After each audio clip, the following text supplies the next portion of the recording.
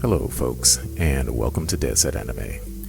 Today I'm going to be discussing my entry into the Rampage Rally on Clint 3D's Punish page. And I know people have not seen me do this type of work much here on YouTube, but I guess first time for everything. This is where I started with the character. And what I did was I took one of my older characters. I modeled this character about a year ago, and I decided to use it as my principal. So my idea was sort of an updated Yellow Brick Road Wizard of Oz type of deal. And what I wanted to do was to bring up to date the characters, such as Dorothy. She will be a modern girl. What you're looking at now is the Scarecrow, and this model, I downloaded the clothing stuff, but the straw, and I also downloaded the hat from CG Trader. But the straw, the hands, and all that other stuff, those are things that I added myself in Lightwave 3D. What you're looking at now is the Tin Man, and with him, I was thinking about John Parr's song, St. Elmo's Fire, because he had to have heart, and instead of using heart as something like love, I decided to use it as determination. So I created a wheelchair for him. For the lion, my first idea was a gender bend, so I modeled this character who was going to be like a hybrid female lion, because I'm doing a lot of that type of work in the Not Safe for Work space. And she was going to be wearing rollerblades, and she was going to be going down the hill with Dorothy as she was on a bike, but it just didn't work out. The idea was too far afield, the gender bending made no sense, and having this character as a hybrid, even though it worked well in the Wizard of Oz as well as the Wiz, which was the black version, it didn't work well here. So finally I settled on just having a lion, and I was thinking about Aslan. For some reason, Aslan running in The Lion, Witch, and the Wardrobe. So I don't know where I got this model. I know I didn't model it because it's not my style of modeling, but it's been in my library.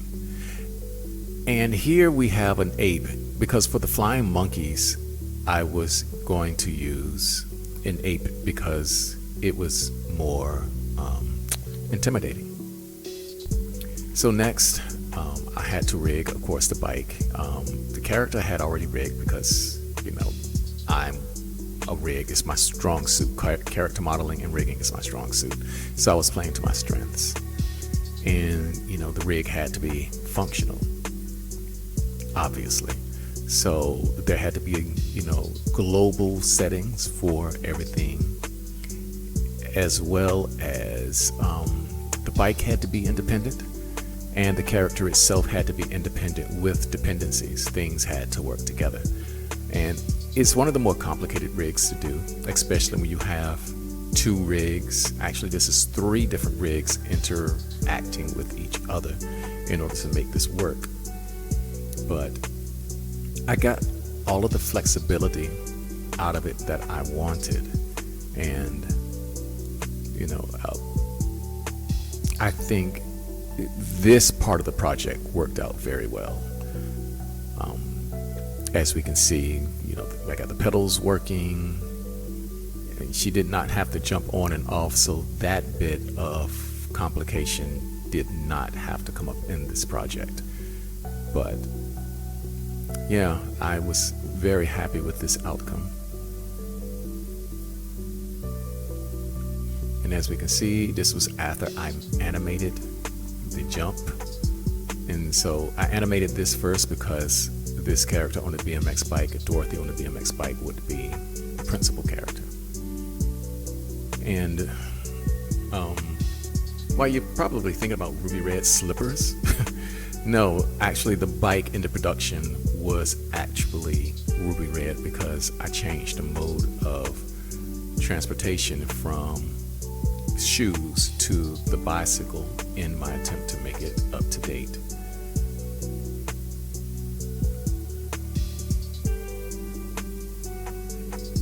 Now the rig for the Tin Man, I was bringing that up to date, so I needed to use shocks, and there's the wheel spin, and it had to be he had to look determined. I had to design this from scratch, and I had a lot of trouble designing this Tin Man because I did not want it to look like the classic Wizard of Oz. But I was playing Tekken, in my spare time, and then I saw Mokujin. Anybody who's played Tekken knows that Mokujin is the character that's made out of logs, but it's also sometimes made out of metal, and it looks just like the Tin Man. So I took from that design, modeled all of this basic cylinders for arms and whatnot, and the head was sort of a mixture between the Iron Giant and Mokujin. I made the bottom part that interfaces with the frame functional by giving it sort of a shock system. This made it flexible so that while he was sort of pushing the wheels forward, he would have the flexibility to, and it also would make it look like there was some force behind the push. If you think about the Paralympics wheelchair races, those guys be boogieing, and that's what I wanted it to look like. And it fit the whole John Parr having heart and being determined type of look that I was going for. And the Scarecrow here is just a basic rig. That's all. I mean, hands, feet, fingers, yada yada yada yada. This is a pretty basic run-of-the-mill rig that which is something that I would just throw together in 10 minutes. There was no need to use one of my more complicated rigs. I just rigged something from scratch and called it a day.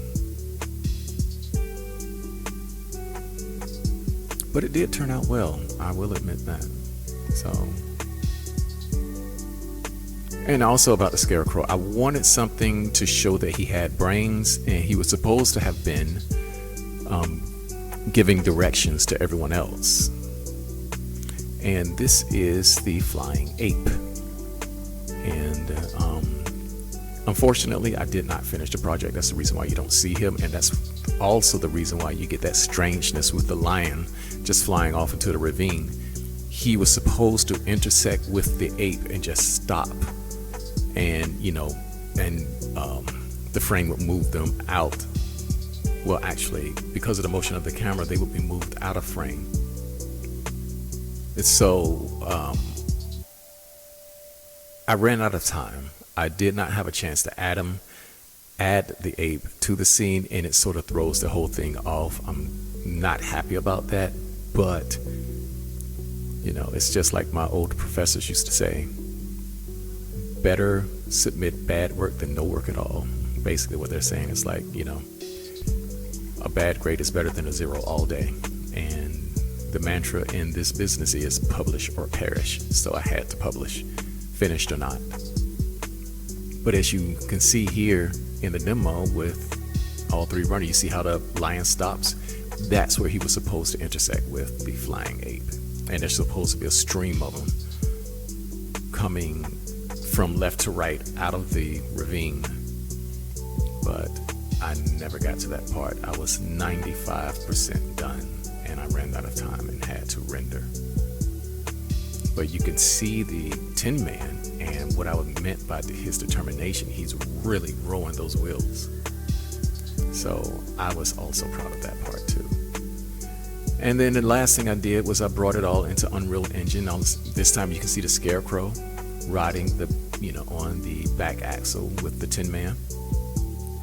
I did not have a chance to completely animate him because he was supposed to be giving directions, and I would have shown the 4 aspects of all of those characters as defined in the Wizard of Oz, and they're along the yellow brick road too. That was the other thing. So the story was going to be self-evident, and The lion attacks the flying ape, shows courage. The Tin Man has heart. The Scarecrow, giving directions, has brains.